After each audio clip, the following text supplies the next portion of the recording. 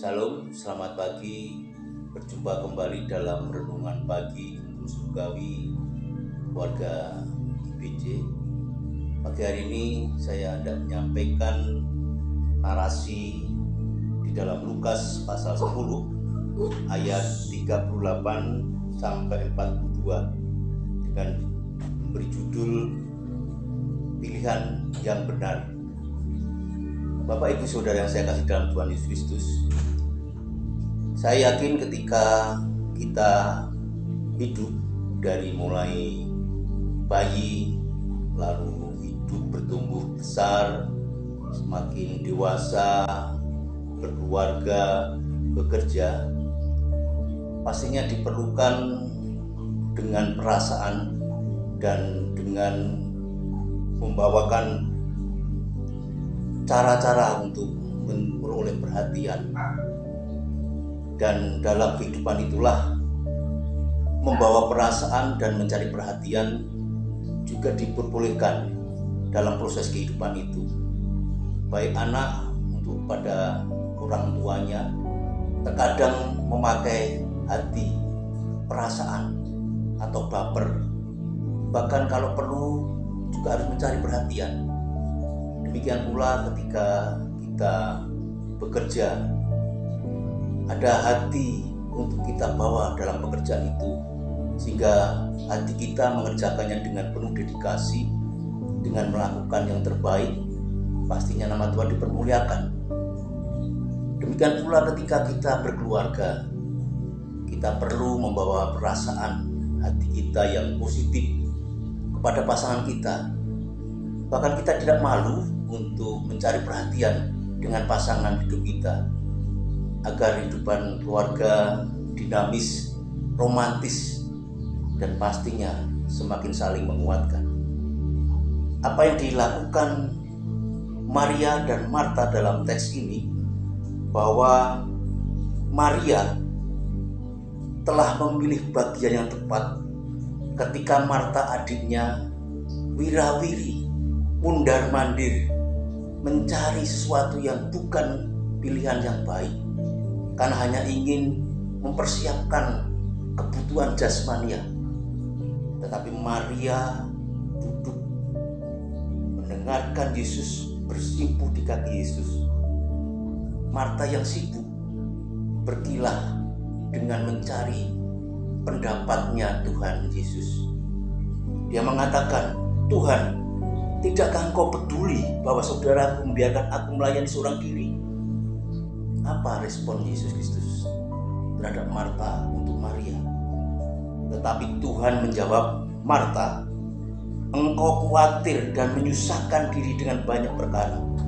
Tetapi hanya satu saja yang perlu. Maria telah memilih bagian yang terbaik, yang tidak akan diambil daripadanya." Kenapa Maria berbuat demikian? Saudara-saudara yang saya kasih dalam Tuhan Yesus Kristus. Satu, karena Maria adalah pribadi wanita yang sangat berdosa. Itu dicatat dalam Lukas 7 ayat 38. Maria merasakan bahwa dia adalah orang berdosa. Injil Matius dan Markus mencatat Maria ini datang di rumah Simon si Kusta.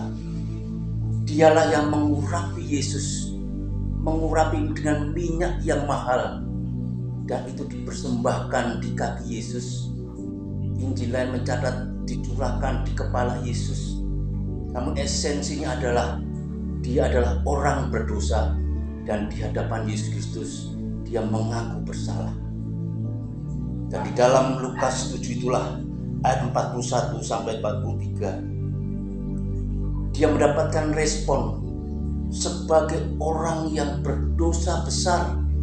Dan orang berdosa besar ketika diampuni, pastinya memberikan tanda kasihnya, ucapan syukurnya, ungkapan hidupnya lebih besar berterima kasih ketika dosa besarnya diampuni.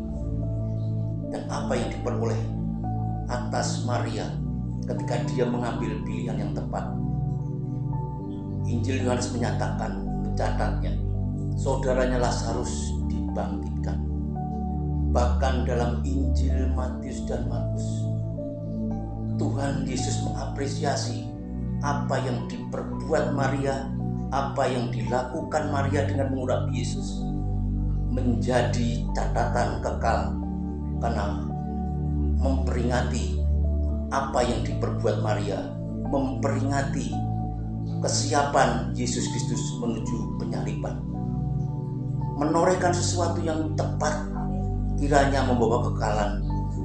Dan demikian pula ketika kita mengikut Yesus, cobalah kenangkanlah iman kita setiap harinya menjadi kesenangan Tuhan, sehingga itu menjadi buah kekekalan bagi orang yang merasakan buah kasih kita.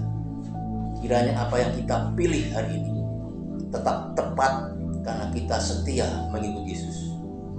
Mari kita berdoa untuk firman yang telah saya sampaikan. Bapa Surgawi, kami mengucap syukur telah dipilih Tuhan secara khusus, memiliki kasih anugerah keselamatan, dan kami mengaku betapa besar dosa kami. Oleh karena itu Tuhan, kami bersyukur sangat besar sekali kepadamu, karena Kau yang telah memberikan pengampunan. Kiranya apa yang kami pilih tepat senantiasa mengikut Tuhan. Tuhan berkenan pilihan itu menjadi buah kekekalan, dan kiranya kami tetap bisa menghasilkan buah-buah kasih sepanjang kami mengikuti Yesus Kristus. Terima kasih Tuhan Yesus Kristus untuk firman-Mu dan bagian Roh Kudus yang menghidupi firman ini menjadi kekekalan yang menguatkan kami. Dalam nama Tuhan Yesus Kristus, hamba-Mu berdoa dan mengucap syukur. Amin.